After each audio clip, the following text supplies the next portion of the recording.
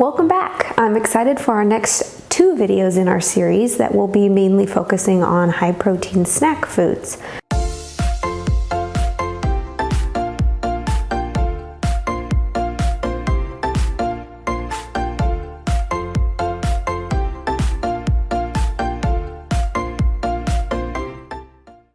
I think a lot of times when we think of the word snack, we often think of something that's highly processed, like a chip or a cracker or a cookie.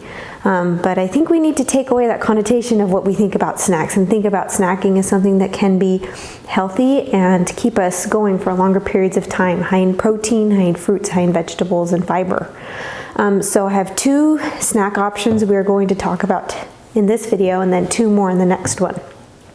So I'm going to start first with our Greek yogurt peanut butter cups. They'll be a nice yummy frozen treat, especially for the summer. And then I'm going to go next to our roasted chickpeas, which are really versatile and can be used in a lot of different ways. So to start with our Greek yogurt peanut butter frozen cups, all I have here is a 5.3 ounce container of plain Greek yogurt, plain fat-free Greek yogurt, and then some blueberries. I have just a tiny little teaspoon of honey that I'm going to mix into my yogurt, just to give it just a tiny little sweetness. Half a teaspoon of vanilla, and a half a teaspoon of cinnamon. And then you'll just mix that into your yogurt. And you should already be able to smell the vanilla and the cinnamon. So it's really easy. All you gotta do is take a cupcake mold. I have silicone molds. They're really easy to reuse and wash. So those are easy, but you don't have to use them. You can use whatever you have. I will put couple spoonfuls of the Greek yogurt mixture into my mold. And then I have here just some creamy natural peanut butter. I like to get the Kirkland brand from Costco, but really any brand that just has peanuts in the ingredients and maybe salt. And that's about it. A lot of peanut butter comes with added sugars and hydrogenated oils. So if you look in the ingredients and it just has peanuts and salt, you know, you're good to go. So I'm gonna take about 1 to 2 tablespoons and just put that on the top and smooth it out. If your peanut butter is not as loose as mine, throw it in the microwave for a couple seconds, let it melt a little bit, and then put it on the top so it spreads a little easier. So you'll just put that on the top of your yogurt. I like a lot of peanut butter, so I'm gonna just do a little bit more. And then you have 2 options for what you can put on the top. I have blueberries, which I'll do in this one.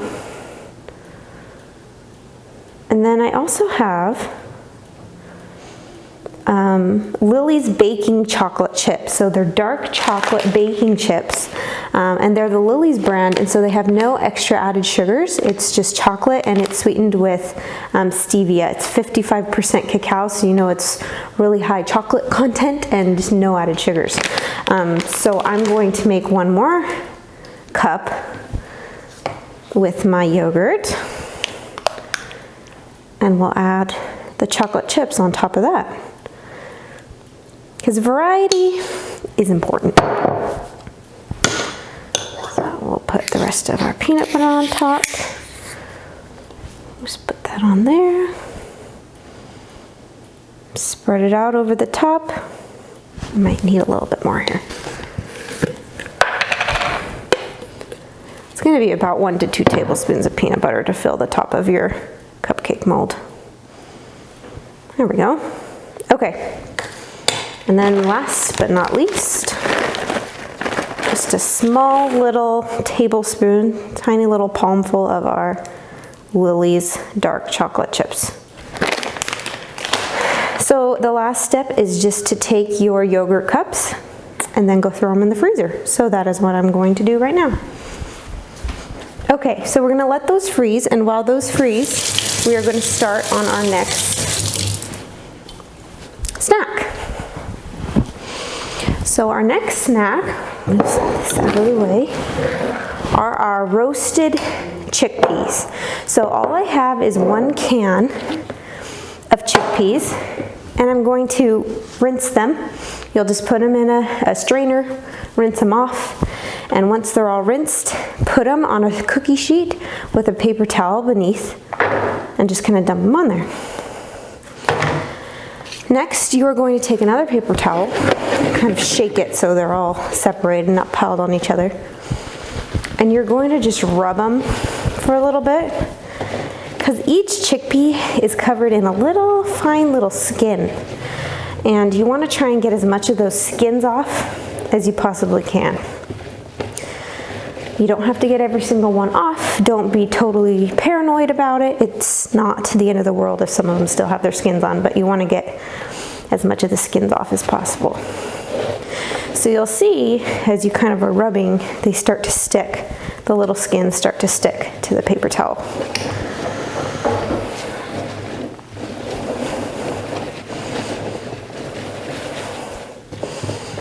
And once you kind of feel like you've rubbed them long enough, you'll take your paper towel from beneath and just slide it right out.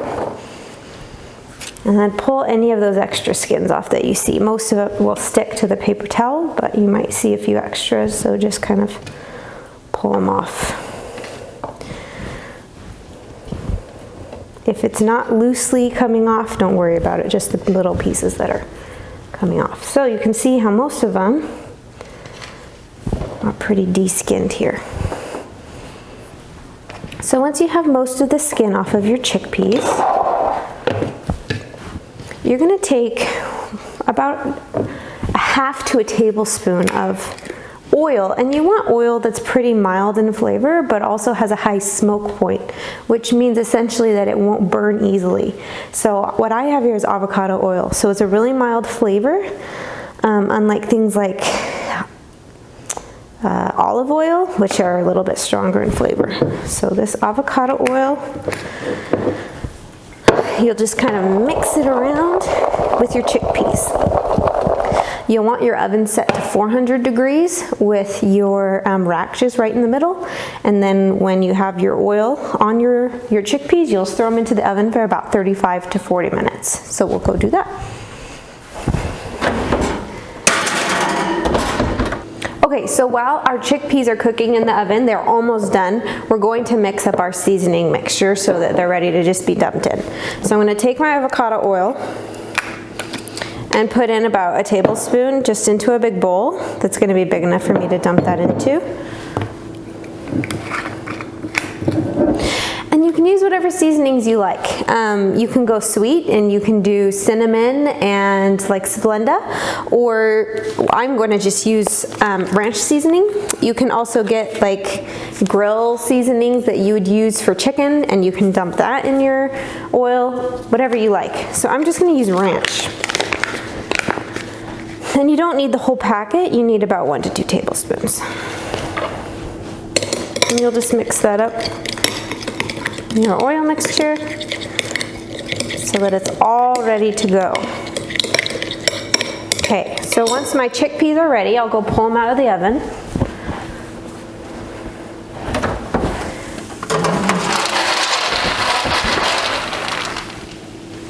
Set them here. And they'll be at like a golden brown color. If you're not sure if they're quite done, they were in there for just over 35 minutes. If you're not sure if they're done, take the back of a wooden spoon and just kind of smash it. And if it doesn't smash, it kind of just cracks, then you know it's done. But if they still smash, then they'll need another 3 to 4 minutes. So it didn't smash, so we're good. So we'll just go ahead and take them. You want to dump it right when they're hot so that it infuses all the flavors a little bit better.